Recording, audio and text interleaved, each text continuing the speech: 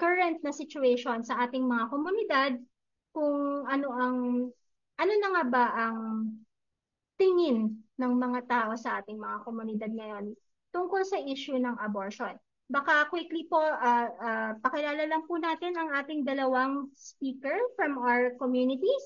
So, andito po si Kamini Doringo from Kalipunan ng Damayang Mahihirap or Kadamay.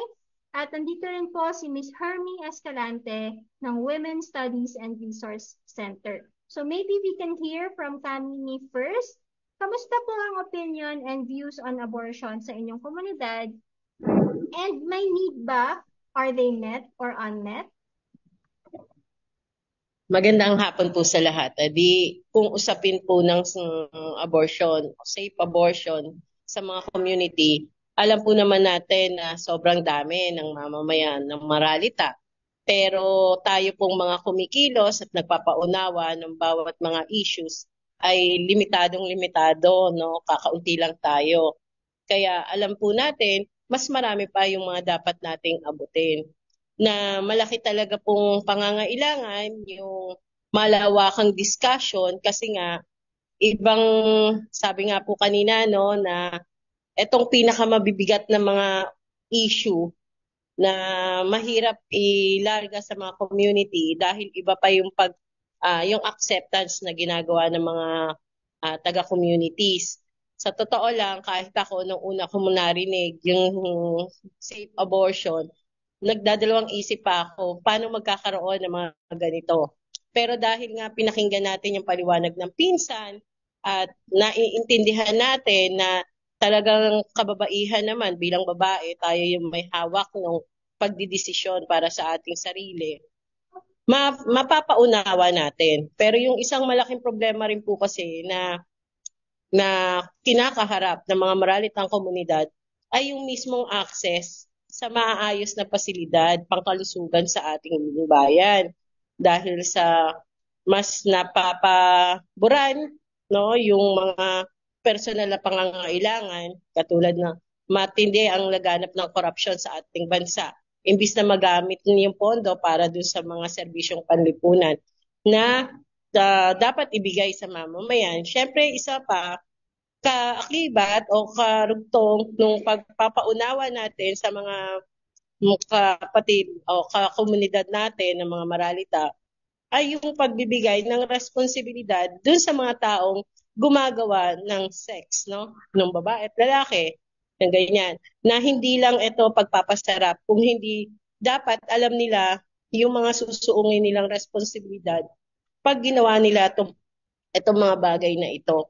At kailangan nila maunawaan yan para hindi na tayo hahantog dun sa magkakaroon pa ng question kung gagawin ba nating ang abortion o hindi, safe man yung usapin kasi lagit-lagi, di po ba? Kaya rin naman nagiging illegal yung mga bagay-bagay dahil sa kakulangan din minsan ng suporta ng pamahalaan para mas maging accepted sa lipunan itong mga bagay na ito. Pero dahil nga sa mga misinformation, kahit yung paggamit ng contraceptives, marami pang mga nasa community ang ayaw sa contraceptives na sa isang punto naman ay makakatulong talaga para din mapigilan yung lumulobo nating populasyon, lalo na sa panahon ngayon na sobrang hirap na yung kalagayan dahil sa mataas na mga bilihin pero mababa ang sahod. Lahat kasi ng usapin sa Econ ay papasok para mas lalo natin maipaunawa sa mga maralita yung usapin ng pagtanggap dito sa kampanya ng safe abortion. Kaya kailangan po talaga ng malawakan at malaking pondo para mas magpaunawa tayo sa mga nasa communities na alam naman natin malawak na malawak pa yung pangangailangan para maipaintindi sa kanila. Hindi natin sila makakasama sa pagtataguyod ng kampanya kung sila mismo ay hindi nila ito naiintindihan. Salamat po. Salamat po, Kamini. So, napaka-importante nga ng pag-address ng problem ng stigma kahit na mapa-reproductive health choices man ito or paggamit ng uh, uh, family planning methods or mapa-abortion man. Kasi nga, as narinig natin kanina sa balita po ni MJ na maraming tao ang hindi humihingi ng healthcare services dahil takot sila sa stigma or takot silang mapag-usapan or papadatingin nila sa point na life or death situation na. So maraming salamat ka, Mimi. Maybe we can also hear from Miss Hermie Escalante. Yes, good afternoon. And good afternoon everyone. Maayong hapon. Ang usaping abortion or the discussion of abortion and post-abortion care, these are two different things. Kaya kami dito sa Southern Mindanao region, specifically in Davao, dahil doon sa red tagging and trump up cases, baka na madagdag pa to na cases sa amin, no, dito sa Southern Mindanao region.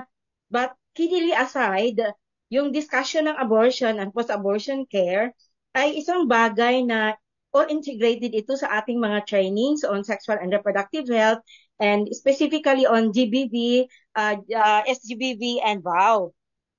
So what really happened, ano yung ginawa namin dito sa region ay partnership with the different sectors, women sectors, nagkakaroon kami ng session like a small group discussion or focus group discussion specifically on abortion and post-abortion care. So yung lumalabas doon sa aming FGD ay yung talaga no, tabu pa rin yung usaping abortion and post-abortion care. Parang nalilito pa sila yung ano ba yung ito abortion, ano ba yung post-abortion care? O ano ba yung kahalagahan ng prevention ng maternal and child care mortality, yung pamak natin doon sa RH law. One of the element of RH law. Yun ang parang hinihiwalay natin yung usaping abortion at post-abortion care at sagyan yung pamak sa RH law. So second, yung pa rin yung sa kabuuhan sa FGD natin, yung access pa rin yung very very prominent and consistent doon sa hurdle, yung challenge, yung access pa rin how to access the safe abortion. Kasi most likely unsafe pa rin yung sabi nating na-access nila yung unsafe pa rin na abortion like using catheter, yung combination of analgesic and alcohol, yung sinasabi natin using the hardcore ng yung hanger, etc. Yung harmful pa rin na system, no, yung ginawa ng ating community, especially those in the underground economy or those among the prostitute women and girls.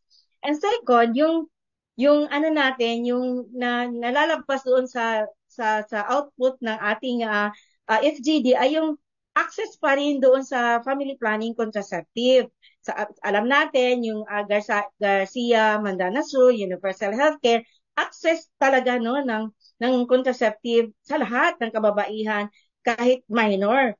Kasi parang isang malaking siya yung kahirapan yung access ng mga kabataan, like kailangan pa ng waiver, etc., etc., or someone who is a guardian na mag-a-assist sa kanila doon sa health facility. And thirdly, yung kawalang talaga, yung like ngayon stock out ang mga family planning contraceptive, hindi sila makakabili no kahit yung COC na pills or POP na pills na hindi talaga mabili sa mga pharma or drugstore. Kasi stock out lahat no kahit sa aming facility like yung barangay captain namin ng mga Duterte at ating mga congressman dito na congresswoman na kung Duterte, stock out siya no, walang commodity available sa DOH or sa City Health or even the health station at the barangay level. So doon naman sa ginawa naming DCAT para tingnan talaga namin, we have to test or we have to really find out ano ba yung level of understanding ng abortion sa hanay ng government employee. And thank you WJNR having and Pinsan coming up with the VCAT, yung Value of Clarification Action for Transformative sessions natin with the government officials or government employee. And it turned out to be na yung VCAT natin, doon na talaga sila nag-disclose, no? It's really fortunate for those coming in the VCAT na yun talaga for decades of keeping that kind of stories in them sa mga kababayan. Doon na talaga lahat sa mga bikat natin, yung journey nila, yung keeping that secret in them, na nagkaroon din sila pala ng unsafe abortion and few of the ng safe abortion sa mga clinic na alam namin dito sa Davao City. And thirdly, yung ginawa namin na bikat among the young people, na a lot of young people having early unwanted unplanned pregnancy, nagkakaroon sila ng thinking of accessing abortion, but they cannot because of lack of knowledge, what's this, like they don't know about the facility, how to access this online or in the clinic or wherever in the community, because alam nila na illegal ang abortion at magkaroon ng bleeding yung pack, they brought their client to the facility and they are all being stigmatized and discriminated. The first in and last to be attended, no, like bina-verbalize pa sila ng mga provider, bakit ka nag-abort, either hindi nila alam na induced ba yun or spontaneous abortion or miscarriages. So another thing, when we had a medical mission and we grouped the Muslim, the Moro community, women and girls to a consultation, to a VCAT session. Mas progressive pa yung mga Muslim community natin, like they really have their own way of they have delays, aram nila kung ano i-take nila, yung mga gamot doon sa community herb, and they have also access, no, among the service providers, parang, and some session with the IP community na alam nila na pag nag-delay sila, may iti-take lang sila, no, with the help of their service provider in the community. And what's really tingkad, or what's really glaring in our FGD and VCAT is yung ano talaga, no, women are really have the heart or the eagerness to really have known the facility, the access to safe abortion, not just the unsafe abortion, the unsafe one. And in the community education, we have initiated the educating the community on the decriminalization of abortion. But it's so sad that the divorce bill is being terminated in the Senate. So medyo very sad talaga yung mga kababayan dito sa Southern Mindanao region, because we are really supporting the divorce bill, which is sponsored by the Makabayan Bloc. And secondly, we do also we try to look into the possibility of talking with some of the women candidates in the Congress, in the political arena and the local, like coming up with a political agenda, no, magiging agenda nila ito yung harm reduction, yung access ng yung post-abortion care, it would not be stigmatized or discriminated, no, non-discrimination to especially to young people who are accessing PAC. And thirdly and lastly, when we do multi-sectoral level of VCAT with WGNR Pinsan and with different stakeholders, it turned out to be that marami pa ring kababaihan na hindi talaga open or hindi talaga nagsusubscribe doon sa hindi mag-a-access, no. Marami mga kababaihan dito sa Southern Mindanao region na gusto talaga nila i-access freely and without any discriminating stigma and discrimination among the women who will be accessing post-abortion care and even abortion. And doon naman sa limitation, sinasabi natin, ang limitation ng talaga hindi... Sorry, Miss Rami. Wait lang. Pag-usapan mo na lang. So, maraming salamat po sa pag-share ng mga activities ninyo currently. No? Pero baka pwedeng marinig din natin si Kamini tungkol sa kanilang activities, katulad nga po ng kina Miss Judy na nagpasa po sila ng resolution. Baka po pwede rin natin marinig si Miss Tammy. Yes, And then, please. Later po, balikan natin yung susunod niyang sasabihin. Yeah. Salamat po. Sige po. Kung sa kadamay, hindi pa ho kami ganon kalawak dun sa napapaabutan. Dun lang sa mga miyembro natin, sa kasapian kasi ang kadamay naman ay buong bansa.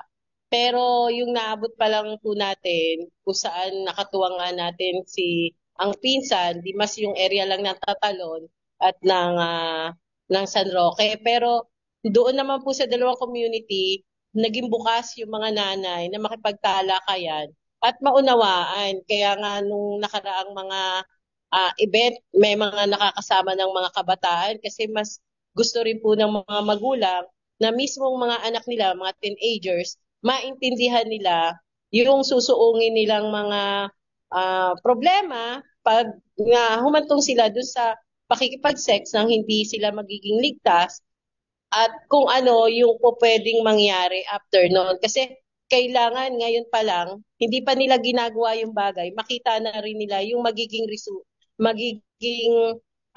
epekto para sila mismo sa sarili nila, maging handa sila, plus mag-ingat sila. Yun naman yung kailangan talaga para ma-preempt natin yung malaking bilang ng kailangang mag-abortion. Kasi ang gusto nga po natin, no, dahil tayo naman dito sa bansa natin, talagang likas sa atin na kailangan ang buhay, preserve natin, buhay yan.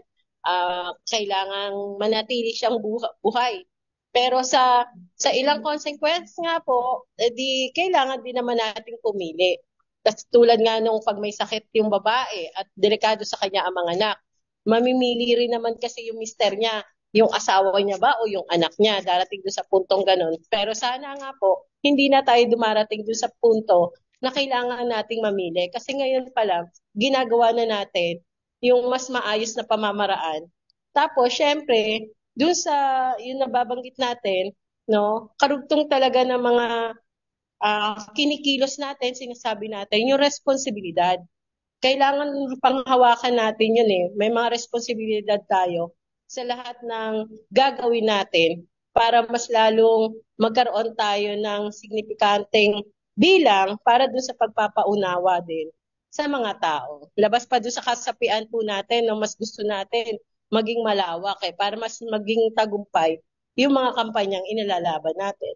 Salamat po. Salamat po, Kamimi. So yun po, no, siguro po before we close this session, baka po meron kayong one or two actions na pwede nating hingin sa mga taong nandito ngayon at sa mga taong nanonood sa Facebook Live or sa recording nitong webinar na ito.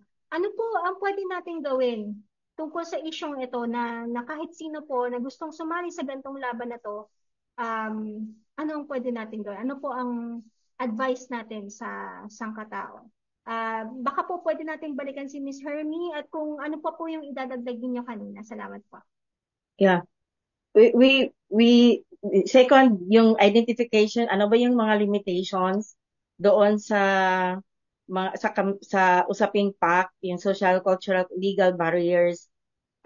Marami, no? Una, very strong yung tingkad pa rin yung stigma and discrimination. Even yourself stigmatized, no, yung nagpapa-abort o yung survivor sa safe or unsafe abortion, self-stigmatization. Yun pa rin yung mga limitation kasi our country, especially dito sa Mindanao, very dominant yung faith and religion, and we have Thai people, IP, the Moro, and the Christian, no, dominant pa rin yung paniniwala doon sa simbahan at saka yung culture natin, yung paniniwala natin sa ano man yung paniniwala natin. And second, yung sa culture kasi medyo hindi sensitive, no, like the state offering some kind of like spacing and yung birth control or management the pregnancy. Yung ating although mga Moro community, may fatwa sila, yung RH nila very progressive, very advanced, but sabi natin hindi culturally sensitive, no, yung ating mga bini-offer na services din sa kanila, especially the IT community, no, like parang na-violate natin yung ICV, yung informed consent and voluntarism doon sa ating FP commodities, and sad to note na towards the end of the year, magsa-stock out din po yung ating mga commodities. And yung ano pa yung mga barriers doon sa usaping ano no, yung mga legal kasi sabi natin this country is the most restrictive in terms of abortion, and kahit mayroon na tayong post-abortion care, even the PhilHealth is really in reimbursing the pag-vacate ng fetus, no? May mga reimbursement yan sa PhilHealth. But, unfortunately, hindi yan sagad sa kaalaman ng publiko na may mga ganong services and they could avail those services without any stigma and discrimination. And thirdly, doon sa legal, yung AO2 series of 2018, yung ano no, yung yung pag ano no, ng criminal liability ng mga service provider. Sana ma-amend yun kasi isa sa mga realization namin, like why are these medical doctors, service health providers are some kind of hesitant doon pagsiserve sa mga client nila kahit hindi man niya induce or spontaneous miscarriages dahil ma-revoke ang kanilang mga licenses na hindi bukod sa kaalaman nila na they are at the same time ultimately saving lives of the client. So yun ang isa sa mga legal barriers, and also yung pag-i-ensure talaga po na magkaroon ng budget allocation doon sa post-abortion care. No, yung sinasabi ng ating Commission on Human Rights, yung findings ng ginawa dito sa Davao, na wala talagang budget, halos zero budget yung post-abortion care, but they are really reimbursing the client who had this PAC services to the PhilHealth reimbursement. Yun. And yun ang mga limitation dito po. And lastly, ano ba yung mga initiative dito sa ground level? Marami kaming initiative. In fact, we are rejoiner doon sa signature campaign sa DECRIM abortion. Kaya lang, may mga certain questions din dito sa local, no? Mga certain provisions, kaya bumaba dito sina Attorney Claire at sa Women's Health para malinaw yung mga certain provisions sa mga questions din sa mga partners natin dito sa local. So other initiative like patuloy yung ating paano ma-destigmatize, patuloy yung pag-educate, like we are really into offensive or proactive doon sa pag-a-access ng SRH services all levels, no, sa either government and private entities, but unfortunately because of the very limited number of clinics in the provision of these services, and unfortunately Maristop is no longer in operations. So kukunti na lang talaga yung available services andito, no. Friendly Care also reducing their services, and FPOP did, but yun nga, yung mga individual doctors are not Sorry, also. sorry. Opo. Pwede po ba nating iiklian na lang yung ano kasi Opo, yun na yun lang last slide. Ayan. Sorry. Maraming Opo, salamat opo. po. Ayan. So, meron lang pong nabanggit si Miss El dito sa chat na hindi daw po nagkukulang regarding FP counseling in the community. Pero and then may mga suggestions po siya na continue mental health awareness and also information dissemination to all health programs. Maraming salamat po. So sa pagtatapos po nitong section na to, Kamini, baka may message kayo on kung ano yung pwede nating gawin, isa or dalawa, pero mabilisan lang po. Maraming salamat. Okay. Siyempre tayong lahat naman bilang babae, lagi nating gusto na alagaan yung ating sarili, ating katawan. Pero maging bukas din yung ating kaisipan para tanggapin yung mga kailangang pagbabago dahil alam naman natin walang permanente sa mundo, at tanging pagkakaisa natin tungo dun sa mga panawagan natin yung magbibigkis at magpapanalo ng laban. Kaya ano man yung kinakaharap nating mga hindrances, susulong at susulong lang tayo para ipagbunyi yung ating mga panawagan at ipagtagumpay yung mga kagustuhan natin tungo doon sa mga karapatan na atin naman talaga, no? pinapahirapan lang tayong makamit. Pero dahil magkakaisa tayo at magsasama-sama, alam naman natin, may panalo natin yung lahat ng laban na gusto natin. Salamat po at magandang hapon sa lahat. Salamat po, Kamini. So, narinig po natin sa lahat ng speakers natin today, this afternoon. Siguro po, ang parang short summary lang ng mga nabanggit ng mga tao, kung anong pwede natin gawin, ay unang-una, kailangan na po natin i-decriminalize ang abortion. I think nagkakaisa po tayo dito at katulad nga dun sa poll natin kanina, marami po ang may sangayon dito. At nabanggit din po ni Ms. Hermie kanina na kailangan natin pag-usapan ang abortion para ma-reduce din yung stigma surrounding this and also to reduce cases of adolescent pregnancies and unintended pregnancies. And like yung nabanggit din ni Ms. MJ kanina ay sana ay makapag-provide din tayo ng additional services for long-term support such as mental health katulad nga po ng binanggit ni LV sa comment. So last na lang po, may naka-raise pong hand si Miss Edna. Baka po, ano po yung gusto nilang sabihin? Ma'am, good afternoon. Si Jean Forte po ito. Reaction kasi ang tinatanong at kung ano yung pwede nating gawin. Ang mortal sin po kasi sa kawimenan ay yung paglalagay mismo ng budget sa isang 11 or 12-year-old na batas, which is the RH law. Ang problema po dyan, kaugnay na niyan, yung pagkamatay ng kababaihan kung siya ay denied ng mga post-abortion services or family planning commodities that they urgently need, especially during disasters or in times of crisis. So, maraming usapin na dapat siguro in 50 years that I've been trying to avoid the issue of abortion, especially discussing among women workers or women in the communities, I think it's about time that we have the RH law. So akala ko noon, we can openly discuss abortion and its post-abortion or post-abortion, ano ba yan, care, no? So hindi eh. So habang nananahimik at dapat na mas passionate in terms of naniningil sa gobyerno na hindi na nilalagyan ng kaukulang budget, ay isang malaking pagkukulang na sa kababaihan. So that's number one. I think it's killing our women not to provide that kind of budget. So we have to be more articulate and we have to be more, ano ba yan, yung passionate in rendering what we need from this government. Yan ang isa kong observation after 50 years of trying to avoid the abortion issue because we are too Christianized or we are too moralized or something, no? Which I don't think pag walang nagsasalita tungkol sa mas aktibo at mas progresibong pagtatalakay, ay hindi naman magbabago yung kaisipan ng ating mga negatibo na ang pagtingin. So it's a right. We should go forward.